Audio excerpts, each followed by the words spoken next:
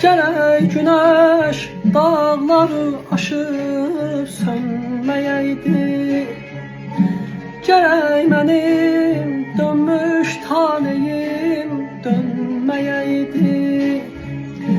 Gərək mənim istədiyimi gidib fələk açılmadan qara toprağa gölməyəydi. Göydəki aya deyim, dərdimi qoy yara yetirsin.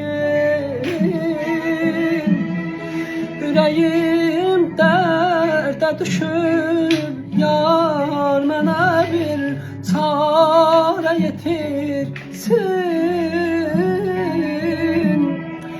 Ürəyim dərdə düşüb, yar mənə bir çarə yetirsin.